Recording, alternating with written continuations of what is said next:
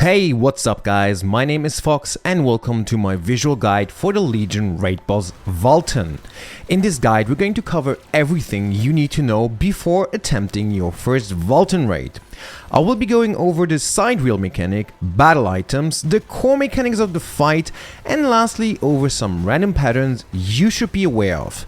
So without further ado, let's have a look at this big overblown cow. With Valtan release, you will be getting access to something you haven't seen before, which is the Sidereals Mechanic. For those of you that have played Final Fantasy XIV, the Sidereals Mechanic is like a limit break. It has a gauge that fills up over time, and once it's full you have access to 3 different Sidereals, each having their own special ability to either inflict massive damage or save your team from a wipe. Please note that only the party leader can use the Sidereals, and please remember to set a keybind, as otherwise you cannot use them. For Valtan, we have access to 3 side bros that come to our aid. Number 1 is Thirain. He is usually summoned for additional damage and has some niche usages where he's also used for his weak point destruction. Out of our 3 Sidereals we have access to, Thirain has the highest damage. Second on our list is Vay, and he summons his big tiger while hitting 3 times in front of him, causing very big stagger damage. He usually is summoned for stagger checks and will come in handy for Valtan for most pugs due to the way that we handle the stagger check.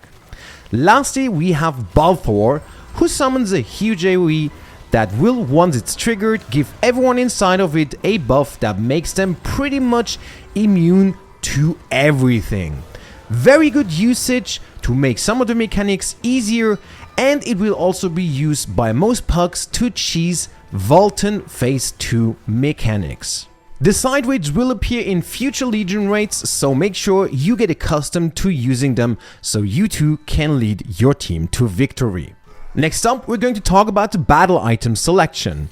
Seeing as we have received hundreds of battle item chests, please do not be stingy when using battle items, especially when you are progging this fight. I personally suggest you to use as usual potions to stay alive during this fight, as the damage output can be significant. If you are progging in a set raid group, start with green potions until you are going for a clear, where I then suggest to run purple potions. In pugs, I usually run blue or purple potions to not grieve my teammates. Next up on the nearly mandatory list is the Panacea, which is used to remove a specific bleed debuff in this phase of Valtan. It is very important to cleanse that debuff, as it is part of one of the core mechanics in this raid, which we'll talk about later. Lastly, you should always bring whirlwind grenades, seeing as this fight has multiple stagger checks. For optional items, I suggest you to bring the Sacred Charm to cleanse even more debuffs on your teammates. This item is near mandatory if you are running without Paladin nor Gunlance in your group. Furthermore, a time stop potion will always come in handy, no matter what, as does a Dark Grenade for additional damage, which is usually carried by support. Lastly, you can of course also bring items like an Awakening Potion or Atropine Potion if you want to push more damage. Finally again, HP bars make a return. Unlike in Argos, you can see the remaining HP at the top of your screen in Legion raids. Seeing as mechanics are tied to those HP bars, it is quite important to keep an eye on them. For Valtan Phase 1, we have the following timeline. You start the fight at 50 bars, where you fight the Purple Wolf. At 45 bars, the wolf will transform into Red and Blue Wolf. At 30 bars, you will encounter your first Orb Phase, which is very important as this mechanic can wipe your group if not executed properly. The same phase will repeat at 15 bars. After you've executed it properly, you will then fight the Purple Wolf for the rest of the fight. Now we will go through all these phases, explain their core mechanics, and of course let you know what is important. For the first part, the Purple Wolf, there are no important mechanics you should be aware of, as he seemingly just does random attack patterns that I will include later in the video. So let's talk about Red Wolf and Blue Invader. While the split is happening, make sure to keep your distance from the transforming wolves, as it does quite a lot of damage once the animation ends and if you are too close. For the Red Wolf phase, we have one very important core mechanic, which is the bleed debuff. Most attacks you see will cause you to get a bleed debuff if you get hit by them. This buff stacks up 2 times and will disappear if you get hit a 3rd time. Once it does disappear, it will trigger a line that goes through the Red Wolf and cause big damage to everyone that stands in it. This is where it is important to stay at 2 bleed stacks or lower and try to dispel it with your paladin, gunlance or your battle items. If everyone ignores their bleed stacks, many lines will be triggered and surely will cause someone to die. The rest of the Red Wolf fight is mostly again random patterns. Once the Blue Wolf, aka the Invader, appears, you will have to pay attention to your buff bar or your character. 4 random party members will get a buff that will allow them to attack the Invader. This buff can be found on your buff bar or by looking at your character. From my experience, this can also randomly change at any point, so be aware of it at all times. Besides that, it is also crucial to bring the 2 wolves far apart from each other. I advise for the teams to split themselves to the north and to the south of the map, as otherwise if they are too close to each other, they will take reduced damage. The person that is aggroed by the wolf has a clear indicator above their head and should head either then to north or south, which will bring the wolf with them. Once the Blue Invader has taken enough damage, he will disappear and everyone can go back to hitting the Red Wolf. Next up is the 30 bar mechanic. It is crucial for you to learn this mechanic, as it can cause a wipe if not executed properly. Playing on the Russian servers, I encountered multiple ways of handling this mechanic, so I will explain all of them. Let's first go over what is about to happen. The Red Wolf will disappear and reposition himself in the middle of the arena. He then summons 8 orbs around himself in red and blue order. At the same time, you can see a stagger check bar appearing below him. Let's first look at how this mechanic is solved properly. All 8 players spread out clockwise around the boss and grab aggro of an orb. Please note the orbs are targeting the closest player to them. Then everyone takes their orb in the order from first to last player. It is important to note that taking more than 1 orb will cause massive damage, as they apply a debuff to you once you consume them. And of course, they need to be taken in the right order.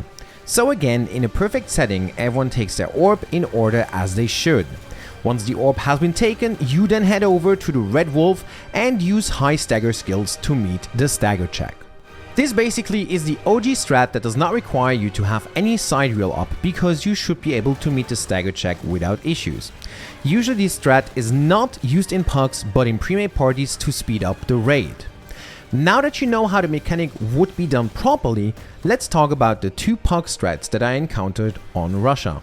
For the first one, it is important to already take your position before you even enter. People spread out in a circle to indicate at which direction they will be standing for the Orb Mechanic. It is important to have high stagger classes at the first 3 to 4 positions. Usually the party leader will take the first orb starting at 1 o'clock. Now that you have your positions, let's have a look at what will be happening inside the raid. As the mechanic happens, people spread out just like they would in the original strat, but with a few changes.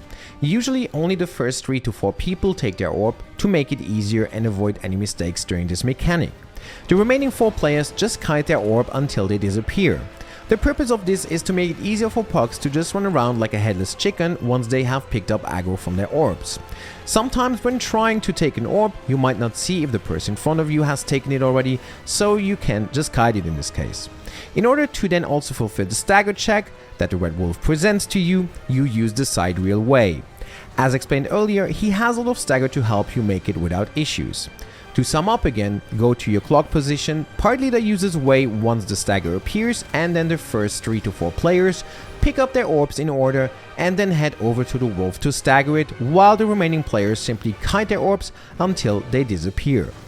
Please make sure to kite at the edge of the arena and to not mistakenly drag an orb through someone else. Now, towards the end of my Lost Ark career on the Russian servers, I came across a new strat for this orb phase called the All South strat. It honestly is mega brain dead, requires way as well, but in my opinion has more room for errors. To explain it swiftly, once the orbs are appearing, everyone besides the party leader should be standing at the most south point of the arena. While the party leader is using Way again at this moment, he will grab aggro of all the orbs and kite them around the north part of the arena. Once all orbs have aggroed the party leader, they can then move on to the wolf and meet the rest of the stagger check. I sadly have no footage of this strat. I do believe for this strat to be easier than the one before, but of course it is up to you which one you want to use. Please note, if your party has high damage, you need to hold DPS before hitting 30 health bars to gain full sidereal gauge to use Way for both of these Pug Strats. After you've then executed this mechanic properly, the fight will repeat itself basically. You now will fight the blue wolf instead of the red wolf and have him as the invader. For the blue wolf, everything is pretty much the same as for the red wolf besides the core mechanic. This time we won't be having any lines or bleed debuff, but rather explosions of different kinds. He will throw out certain bombs on the ground that will explode after a while and do different things depending on their type. Light blue AK ice bombs will explode in a star pattern, and if they hit a target will then again expand in the same pattern. Green explosions will form an AoE safe space in the middle of them, but make a big AoE around them unsafe. And it is best to stack them, but usually this doesn't work in pugs, so just make sure to stay away from the green bombs. For the brown or red bombs, they will just explode in a big AoE. Once you then reach 15 bars, you will again have the orb phase happening just like before. Once you're finished with it, you will then fight the final purple wolf. The purple wolf has the same mechanics as the two wolves before besides the line AoEs. Additionally, he brings in two more small mechanics. One is a big AoE that causes damage over time if you stand in it, which is quite easy to spot. And secondly, he will sometimes fear a random player who cannot move anymore and appear behind them. The player who has been feared needs to ping their position ASAP so the whole party can run towards them. Once the wolf reappears, he has a stagger bar, and if you do not stagger, he will deal massive frontal damage and most likely kill the feared person. If you are not feared, I suggest avoiding the front unless you want to have additional stagger damage with classes like Gunlance or Destroyer. And that is basically the whole fight, at least the core mechanics. This is what I really suggest you to know about Valtan Phase 1. For the rest of this video, I will display some random attack patterns I can find in my old videos and explain them to you so you can prepare even a bit more. If you did enjoy this video and thought it was a good guide, please leave a like and hit the subscribe button.